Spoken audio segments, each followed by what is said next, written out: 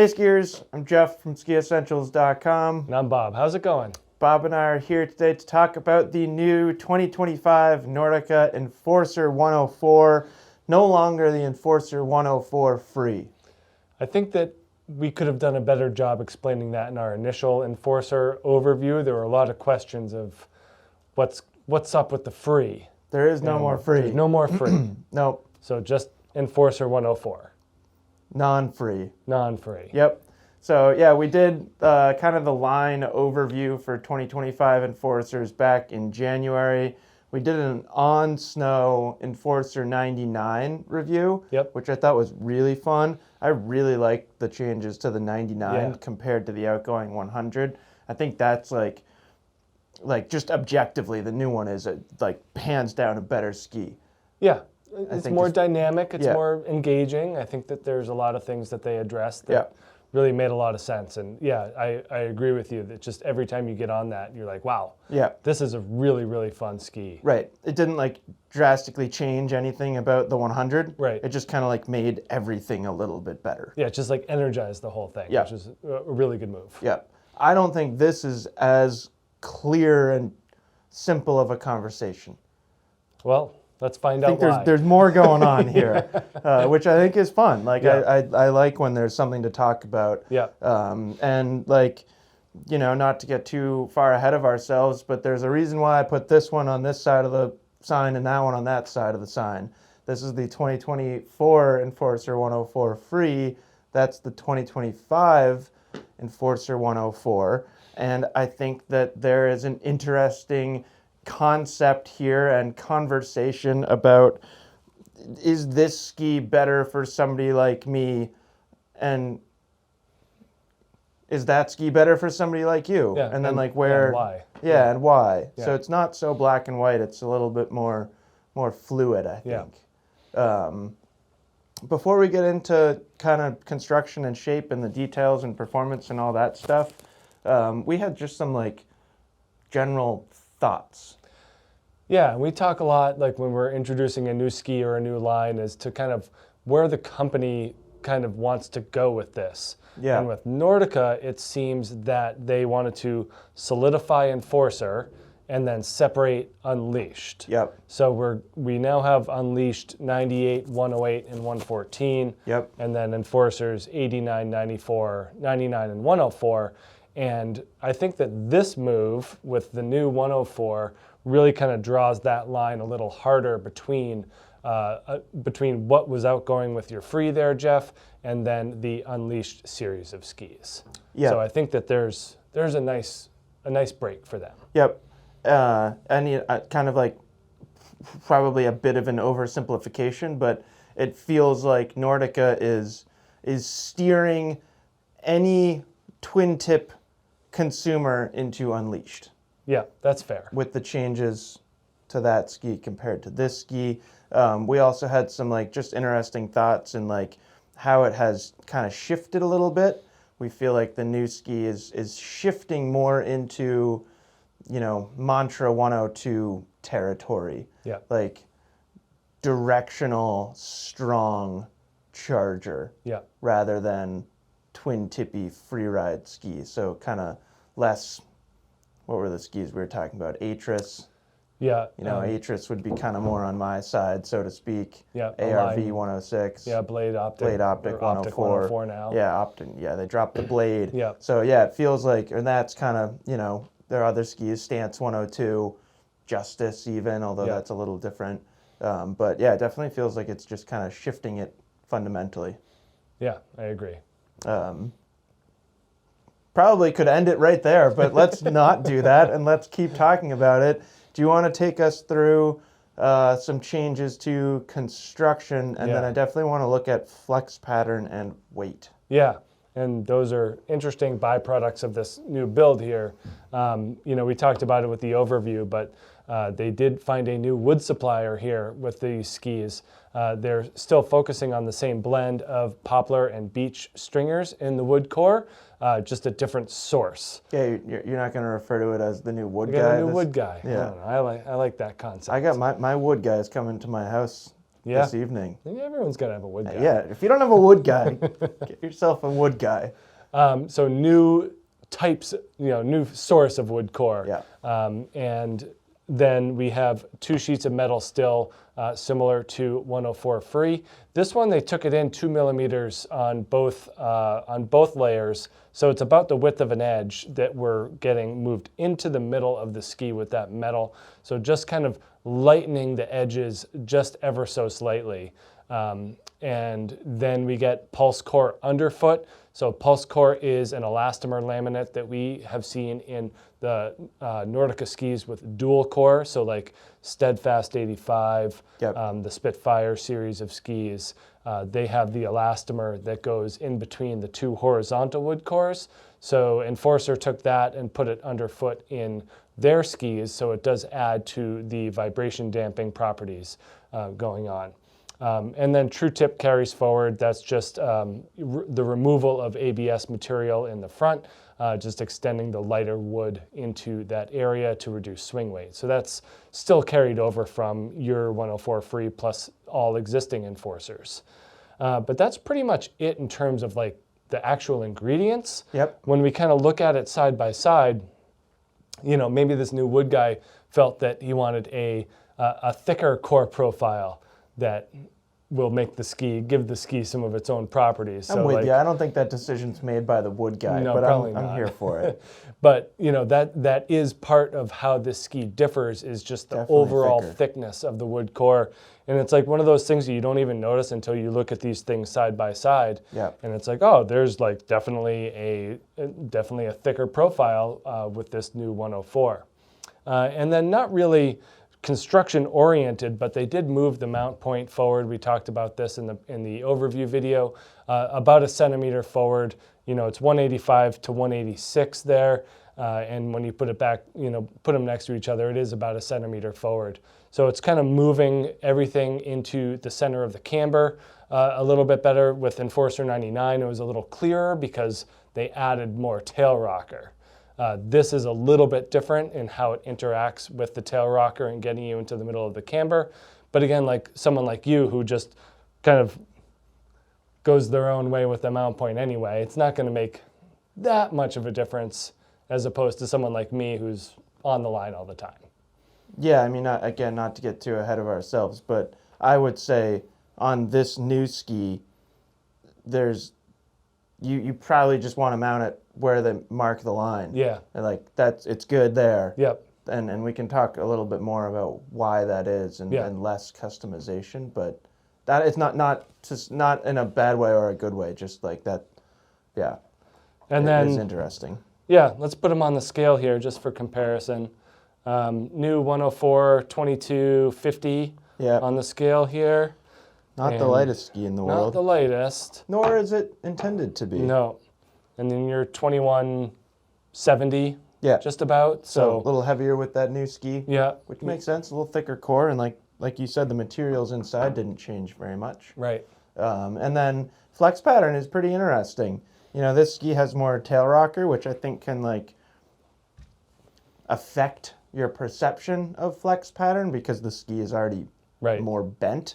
But flexing this ski, we've talked about it before, but metal doesn't necessarily make a ski stiff. It's core thickness. Yeah. So although there's 2 sheets of metal in this ski, it's always had a pretty supple, round flex pattern. You want to hand me one of those so we have consistent strength on our flexing? Flex test. This is considerably stiffer. And noticeably right here. Yep. And you pointed out how much thicker the core profile is, particularly through this portion of the ski. Right, like the kind of aft third of the binding Yeah, zone. and when you just hand flex it, it's really noticeable. That's stiff back there. I mean, no one ever accused that 104 free of being Soft? too stiff. I mean, No. But no one accused it of being too soft either. No. I don't recall. Nope. So just interesting. Yeah. And I do think it aligns with just kind of the shift in what feels like Nordica's intention with that ski. Yeah, I agree. Do you want to talk about shape? Yeah. So the length options change just a little bit. Right. So you've got 185 over there. I've got 186 here. Turn radius doesn't change drastically. What's the radius on your ski over Mine's there? 19. Yeah, yours is I'm 18.5. 18.5. Yeah. So like, so far, no major differences. Yeah. Rocker profile is really where we start to see a major difference. You want to hold those two together? We probably don't need to show it necessarily side by side, but maybe at least a little bit side by side. Tip rocker is not drastically different, but it does feel like there's a little bit more splay in this 104 free. Yeah, and yours, yep. Where things start to get really interesting is back here in the tail. Hopefully, visually, it comes across on camera. And I feel like this is one of the things that maybe we didn't explain as well as we could have in the kind of overview video. But every Enforcer except this one has more tail rocker than the ski it replaces. The 2025 Nordica Enforcer 104 has less tail rocker than the ski it replaces, both in length and splay. So I measured, we have a tape measure up here now, and I labeled Fancy. it. I labeled it Studio. Yep. That'll get legs and walk away. What's the over-under on how many days that lasts here? Probably 5.5. So anyways, this has about 30 centimeters of tail rocker, and that has about 20. Yeah. Which is like, I feel like you could look at these two skis next to each other and think it's not that big of a difference, but that's a pretty big difference. Yeah, and kind of similar to what your flex test showed is that it does have an effect on snow. Yeah. Like it's not just 100%. a number on paper. It's definitely a snow feel type of thing. Yeah, so 100% less of a twin tip. In fact, I wouldn't call that new ski a twin tip at all, which again is not a bad thing. It's just a change. Yeah. But what I was saying about mount point, and you were kind of alluding to what I have done on this ski in the past, is I think I went like plus 3.5, something like that for mount point. I think I was about 3.5 back from true center and 3.5 forward from recommended line, if I remember correctly. So far less customization, or like, you know, if you take the length of tail rocker and subtract it, or like divide it by 2, like in theory, there's 5 centimeters of wiggle room. Do you see what I'm getting totally, at? yep. Sort of. Taking out that 10 centimeters is like, you can't, there's no more like, there's not that customization anymore, which again is fine. It's just like they are different things. Yeah, I think anyone who was playing around with mount point on a 104 free is now moving into an unleashed 108. Yeah, Like, yeah, totally. I Or just 98. Think, or 98. I just Depending on think what that you that's the movement in skier in audience, is that this new 104 skier is generally not going to be thinking about anything backwards, or Totally. you're also not looking to access the playful side of this new 104. No, it feels much more business-like, Yeah. which is fine, Yep. again, because Nordica has all these this whole new line of twin tips that are very playful and Yeah. very fun.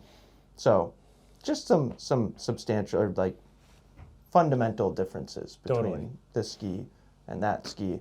And you know what? If you're a Nordica engineer and you're sitting there like squirming and you think I'm an idiot for even like moving the mount point around at all, that's fair. Yeah. But the reality is there are skiers that do it. Right. And anytime that you or people like you see something with a turned up tail, you want to explore Immediately. those possibilities. Yeah. So that's it. Yeah. At least that's it on construction and shape and kind of some general thoughts.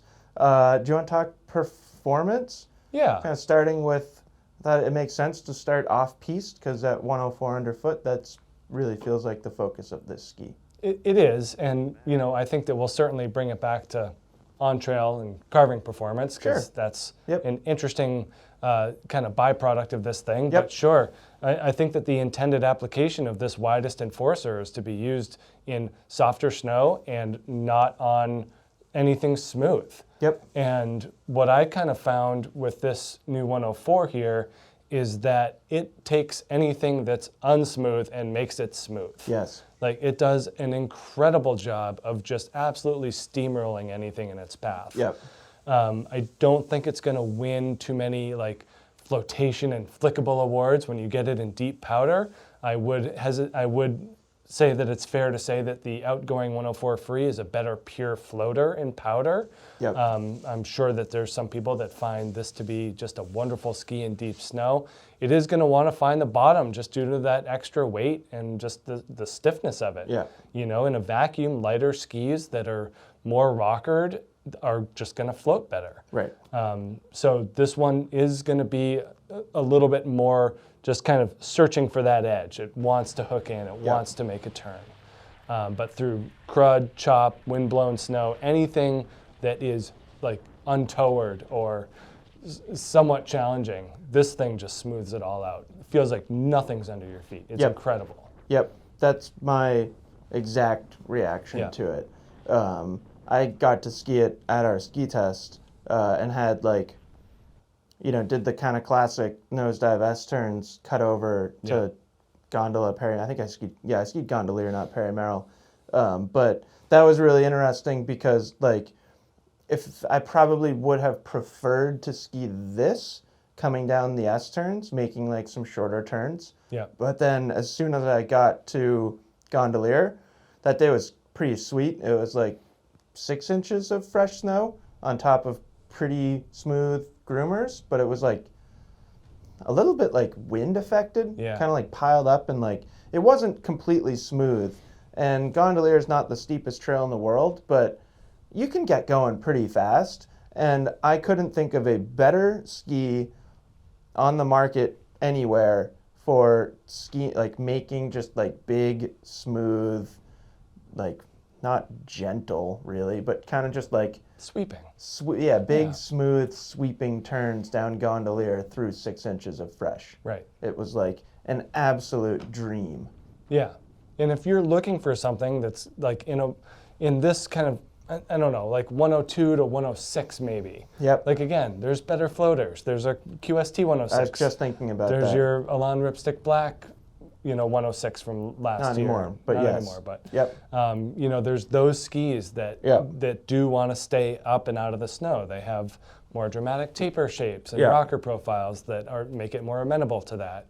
But for pure power and ultimate stability, this thing's in pretty rare category. Yeah, if anything, like I feel like it captures the achievements of the Mantra 102, but like tweaks it into slightly better soft snow compliance. Yeah. While like taking out some precision, which then like when 102, 104 like is precision. Like how much of the conversation should that be? For those skis, I think it's a valid point to escalate it for sure. Sure, but like.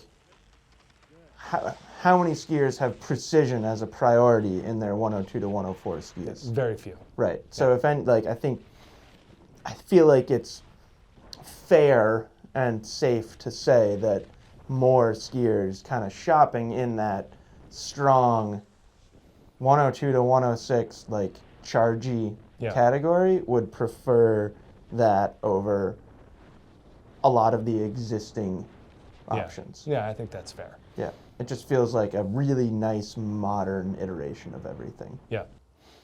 And I think that like from a mobility standpoint for this new 104, again, not going to win a quickness award.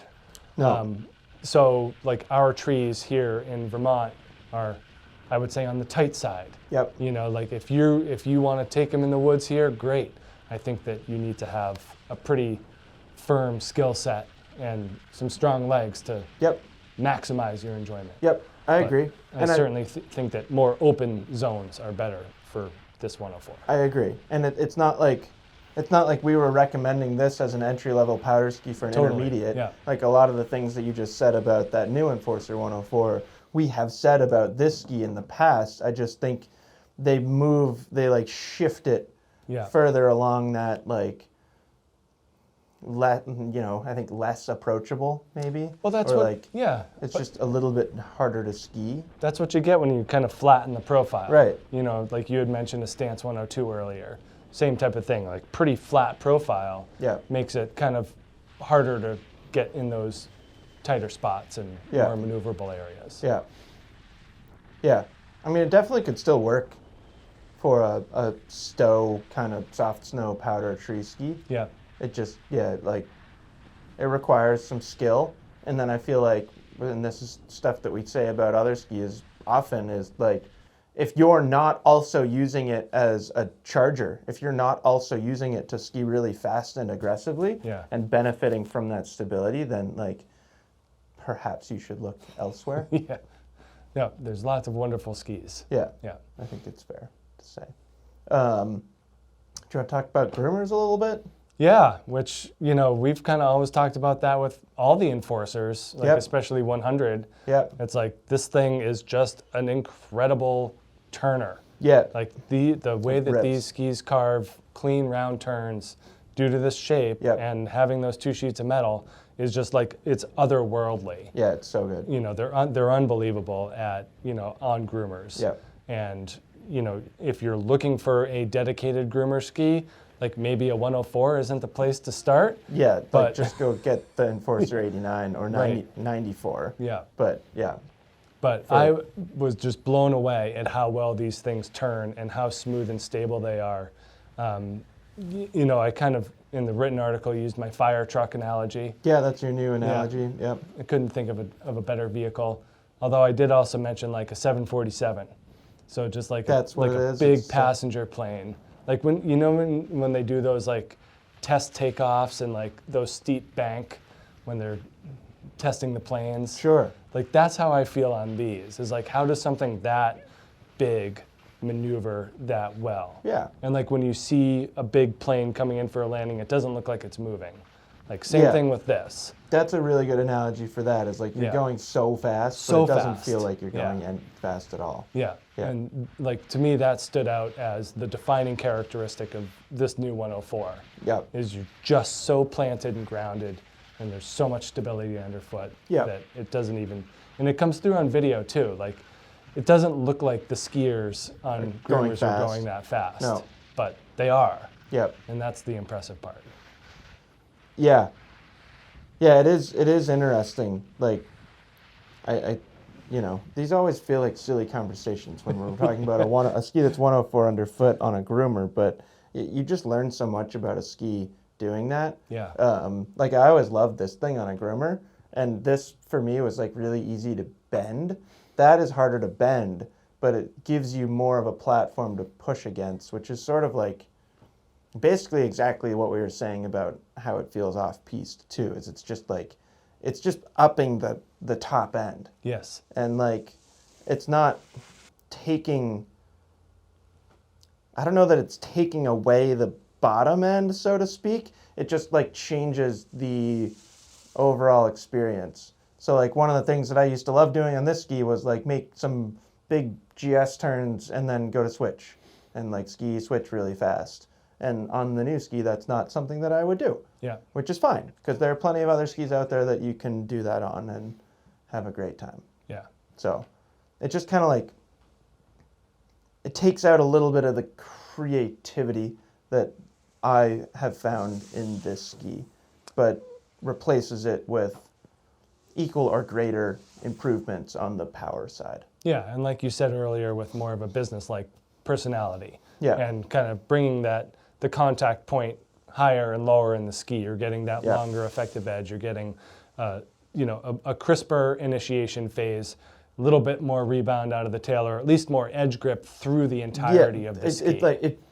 It's not like 100%. it's different. It's not like it's a different energy, but it does. It finishes a carries turn through. a lot better. Yeah. Like the last like third of a carving turn, Yeah. you can just like push and it comes out of it with so much energy and power, where this ski just kind of like wallowed through the end of the turn, which like was fine and fun in some ways, but it is much different in how that completes a turn, which is a big reason why I feel like it's kind of shifted from the twin tip free ride, free ski world into this like big mountain charger-y world. Yeah, I agree. Yeah. Totally. Like, and that's kind of what you see with that longer and thicker wood core as well. It's just Yeah. a different feel, especially in that back half of Yeah. the ski. Yeah. But you don't feel anything underfoot. I No. mean, like the confidence and edge grip on these things is unbelievable. Yeah, and better than this. Yep. Like this used to like flutter Yep. a little bit. It wouldn't shatter. Like this doesn't. There's nothing about this can shatter. There's too much damping in there to Yeah. shatter. But it would like flutter and kind of flap around a little bit. And that ski is just like silent. Yep. So Pretty cool. Yeah. Again, not going to win like a quick short turn award. Like, I don't want to ski this thing in the moguls. Like, no, you know, but it really likes to be engaged on the edge and pushed hard. well, and like just maybe this is a great way to finish. You like that ski more than this ski. Yeah, I fit Hands better. down. I fit better on the new version. Like you have felt like profoundly, Yep. right? Yeah. Like you have sitting in our office, you've made multiple statements about how much more you like that ski than this ski. Yeah. For what it's meant to do and what it's aimed at, it works better at what I like to do on a Right. ski. So you're a 2025 Nordica Enforcer Yep. customer. Sure am. Through and through. Yep. I like this 2024 more. Yeah. Which is fine. Yep. And like it's not to say that objectively this is a better ski or that, you know, it's like it's just I think these are the conversations that are important to have and like align things with skier type. Totally. So we're never here to like I'm never gonna like lie and just be like the new ski is so much better when like just on paper even like this Yeah. of course this makes more sense for me. Do stupid things on skis. Right. One of the other funny things I noticed about this new 104 is I skied it on a couple of different boots. And the stiffer I went in the boots, The better it the performed. better this thing performed. Yeah, which is Okay. another good Yeah. point. I mean, it really helps to have some strength and power and Yeah, to get the most out of it. totally. Where like this, I feel like you could not Yeah. center mount it, but mount it a little more centered and Yeah. ski it with like a cabrio boot. Right. And it like kind of worked. Yeah. But that was another thing I wanted to bring up. I think there are probably more Bobs than Jeffs. Probably. Just a little bit more traditional. Yeah. So Yeah. like, I certainly I don't want anybody to perceive that I'm saying negative things about that ski. Yeah. I think like I probably would have made the same decisions that Nordica did. Just Yeah. like looking at the population of skiers and what the general consumer wants. Like I think that's it more than this. Yeah, and I also just totally encourage anyone who's been on a 104 free that still likes that more twin tip style to, if you haven't been on an Unleashed 108, like get on an Unleashed 108. Yeah. Like those things are incredible. Yeah. You know, same type of smooth round turns as that. A lot but of little similar bit more- characteristics. Yeah, a little Yeah. bit more playfulness. So Yeah. I think that there's certainly room for all of these skis to exist and everyone to Yeah. have a good time and be friends. Everyone can get along. Yep. Good point though. We do have a fair amount of these left over, Yep. and I think they're down around 550 Yep. ish right now. That's 850. So something to think about. Yeah, for sure. You got anything else? No, I think that's it. It reminds me of when Fisher changed the Ranger 102 Yeah. and like they took out FR and Right. it just became the 10. Like the name change is similar and like making it more directional feels similar. The skis are very different, but Right. it feels like a similar situation. Yeah. So No. I suppose that's the last thing I'll say. Good. Yeah, let us know if you have any questions. If you already have preferences or opinions, I'd be really curious to see. Yeah, I think that this is a nice one. You know, the 99 is obviously a good one. 99's just like That's their better. staple. Yeah. You know, this still has more kind of cachet, I think, than the 94 or the 89 conversation. You Yeah. know, I think that this is a bigger and broader topic. Well, I think we mentioned that in the line overview. I think that the 99 and the 104 change more than the 94 and the 89 Yeah. compared to the skis that they replace. Yeah. Because basically the wider that you go in the new Enforcer line, the more tail rocker that they have. So that means like the 89 compared to the 88, like the difference in rocker is minimal. Yeah. So, but we will talk about those skis. For sure. So yeah, let us know if you have any questions, and we will talk to you soon. Bye.